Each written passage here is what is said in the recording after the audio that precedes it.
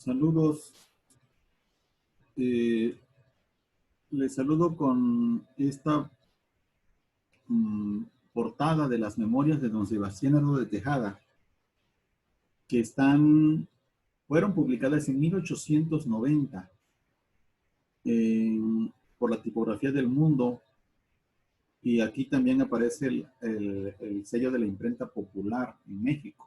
Estas memorias de don Sebastián Aro de Tejada permanecieron mucho tiempo abandonadas, pero actualmente las ha publicado el gobierno federal actual, con este aspecto, el que están viendo ahora: Memorias de Sebastián Aro de Tejada, y se ha confirmado después que las publicó, incluso escribió, Adolfo Rogaciano Carrillo, un político de la época. Aquí vemos en la portada de este libro moderno de este año 2020 a don Sebastián Aro de Tejada, con esta mirada fría de un hombre muy inteligente que fue presidente de la República después de la muerte de Benito Juárez. Estas memorias están impresas en 262 páginas. Incluye algunas otras cosas, además del prólogo de Rogaciano Carrillo, un anexo acerca de ediciones previas a la actual del año 2020, que además celebramos que el gobierno federal lo haga. La colección es Clásicos de la Reforma Liberal, son las memorias de Sebastián Aro de Tejada, y enseguida vemos los créditos de la Secretaría de Cultura, Alejandra Fraustro Guerrero. Otra vez las memorias, el nombre de Adolfo Rogaciano Carrillo. México 2020, excelente que este gobierno, nuestro gobierno actual, haga esto que está haciendo, que es publicar estas memorias. Qué bueno, lo saludamos con beneplácito, que haga esto. Es una oportunidad de conocer de manera directa a un hombre que dirigió la República de 1872 a 1876. Y enseguida quiero mostrarles, bueno, primero los créditos y obviamente el índice. Aquí está el prólogo de Adolfo Rogaciano Carrillo en la página 9, luego las memorias de don Sebastián, la primera parte: hace frío, buenos días licenciado, el lobo asoma la oreja, Monsieur Tartufo, la muerte al hoyo y el vivo al bollo, el despotismo del estómago, etcétera, etcétera, etcétera. En la página 79 aparece Le Cliquet Doré, y luego en 82 aparece lo que les quiero mostrar, que es el capítulo, que es el 12. En la edición que yo tengo, que es de 1890, y que narra cómo don Sebastián Aro de Tejada ingresó a las logias masónicas. Las circunstancias, quién lo invitó, etcétera, aparecen aquí, en este capítulo precisamente que les acabo de subrayar. ¿Yo masón? No, hombre, página 82. Y enseguida vemos el resto de los títulos de los capítulos, la segunda parte: Noche en el Alma, Círculo Polar, Multum in Pago, etc. Más capítulos y llegamos a la página 242, donde concluye la obra. Luego viene el apéndice de las obras en que se publicaron las memorias antes de esta edición y que son de fines del siglo XIX, las primeras. Aquí aparece el prólogo, una nota del editor, y el primer párrafo del prólogo es fundamental. Dice Rogaciano Carrillo: si bien estas memorias no fueron literalmente escritas por don Sebastián, reflejan no obstante sus opiniones sobre hombres y cosas, manifestadas con frecuencia en pláticas que él tuviera con el autor de ellas, quien no hizo más que glosar en forma literaria los conceptos del eximio patricio mexicano. Porque Adolfo Rogaciano Carrillo fue al exilio cuando ya estaba en el exilio don Sebastián en Nueva York. Allá lo alcanzó don Sebastián, jalapeño y veracruzano por los cuatro costados. Le dio un espacio ahí en su casa, y entonces convivieron un tiempo, algunos meses, y de esa época data el conocimiento que tuvo Adolfo Rogaciano Carrillo de don Sebastián Aro de Tejada. Allí se conocieron esas circunstancias adversas en la política. Y de esas circunstancias es que nacen estos párrafos. Dice Carrillo, la tersura idiomática del señor Lerdo puede decirse que fue fotografiado en sus memorias, cuyas páginas cintilan en donosas y cristalinas frases.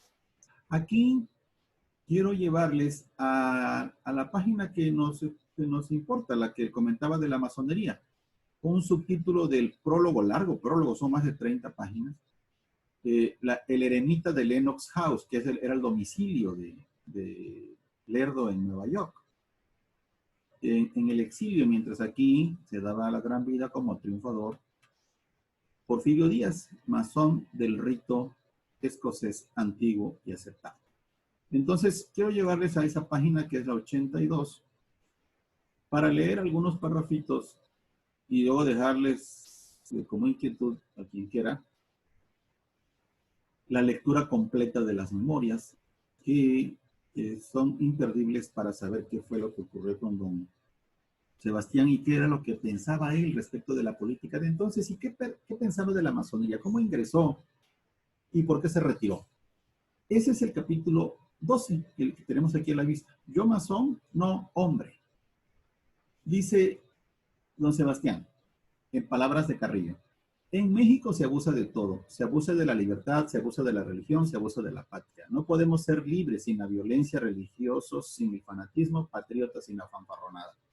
Ojo, esta es casi la definición de lo que hay hoy en las redes sociales, ¿no?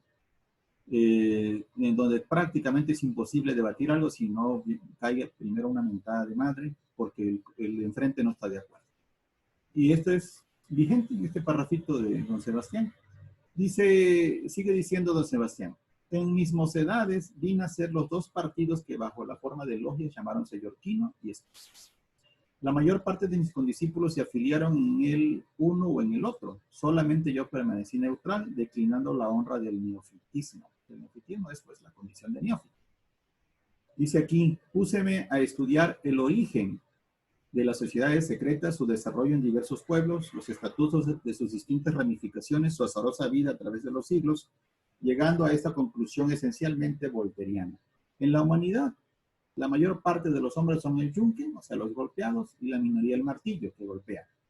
Libreos Dios de poneros entre el martillo y el yunque. La masonería, en otras nacionalidades que no la nuestra, es más cosmopolita y en consecuencia menos exclusivista. Es una fuerza expansiva, no restrictiva.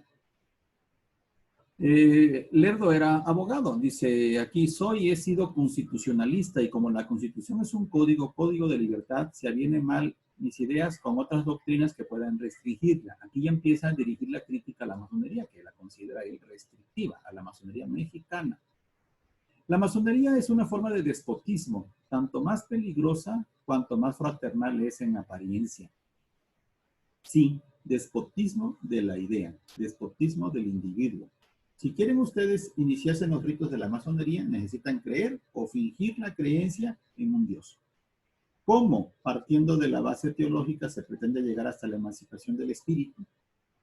Pasáis por las grotescas humillaciones del neófito, por la abyecta subordinación del aprendiz, por la opresión insolente del hermano, para descifrar este enigma de moral elemental.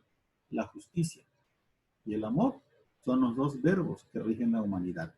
Palabras, palabras, palabras. Eso dice Lerdo de la masonería. Palabras, palabras, palabras. Y luego quiero adelantarme un poquito más a este párrafito. Dice, en los tiempos de Victoria, Posada, Gómez Pedraza y Gorostiza, la masonería era en México una institución bondadosa y sincera.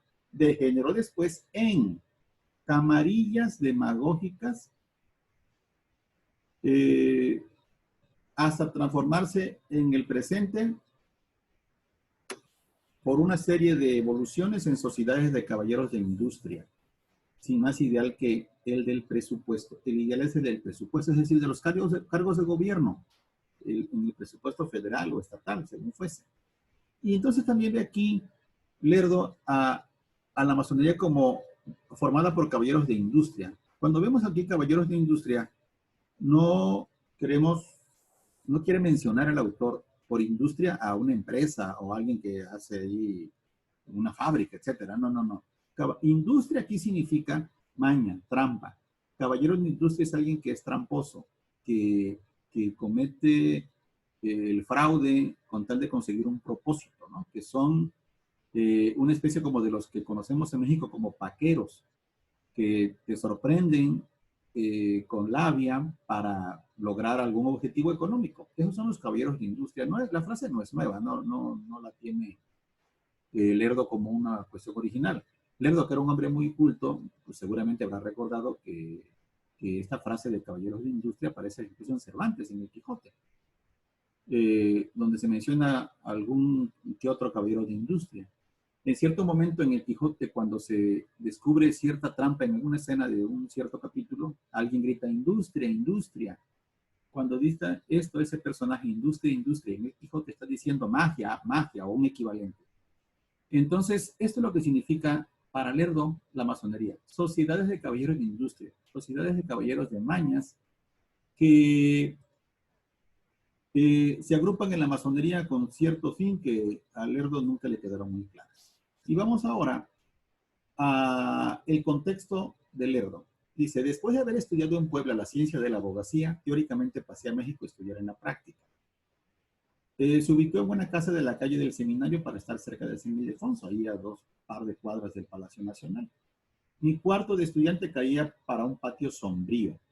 Y dice más aquí, después de estos versitos, dice, una noche que me calentaba las pestañas y el cerebro consultando los clásicos romanos, recibí una invitación para asistir a un baile que daba la legación inglesa en el edificio de minería.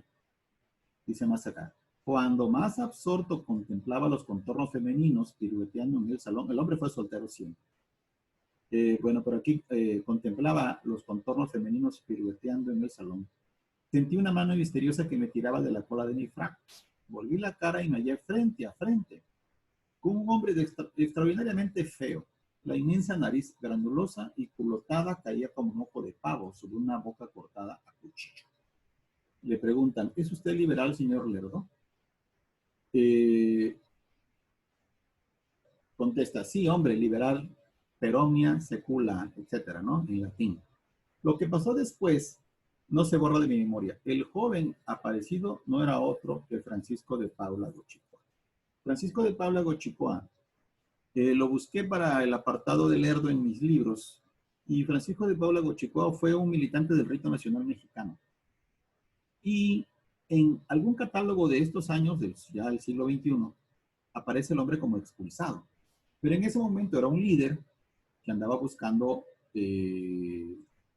jóvenes, como bien dice aquí don Sebastián. Era este Francisco de Paula Gochicoa un agente de una sociedad masónica encargada de reclutar neófitos entre la juventud de los colegios. Era un reclutador, pues, para la masonería. Dice don Sebastián, le seguí más bien por una curiosidad de mis pocos años que por deseo largamente acariciado de ingresar a las logias. Gochicoa me introdujo en un edificio destartalado de la calle de la Canoa. La calle de la Canoa, para efecto de mis trabajos, mi trabajo en mi libro, la busqué en algunos libros que hay sobre la historia de las calles en la Ciudad de México. Y he concluido que esa calle de la Canoa, seguramente, donde estaba la logia a la que fue Lerdo, seguramente es un tramo de las actuales calles de Donceles.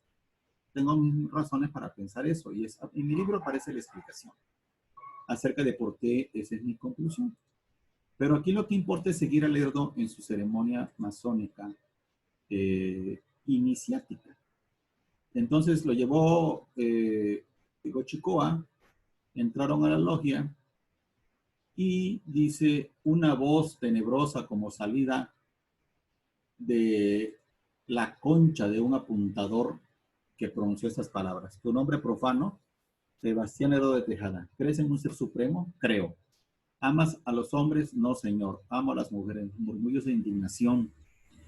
Y entonces hasta aquí comento lo que tiene que ver con la ceremonia. Quiero que la sigan viendo. Aquí empieza. Luego dice Lerdo por qué se salió de las logias masónicas. porque él no encontró, como Carlos Salinas de Gortari dice en las suyas, en sus memorias, lo que supuestamente querían encontrar. Aquí sigue la narración de esa ceremonia, preguntas de varios tipos, luego signos masónicos al señor Cochupó, etcétera, etcétera, y el fin del capítulo número 12. Luego sigue el 13, un estéril heroísmo, pero ya no nos interesa comentarlo, sino dejar simplemente esta inquietud que vean lo que hizo Lerdo en sus memorias respecto de su ingreso a las logias masónicas. Nada más quiero llevar hasta el final el apéndice donde aparecen las ediciones previas a esta del 2020 de las memorias de Lerdo.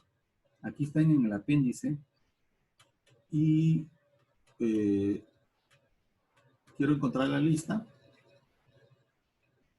y es esta, ediciones identificadas del libro Memorias de Sebastián Lerdo de Tejada.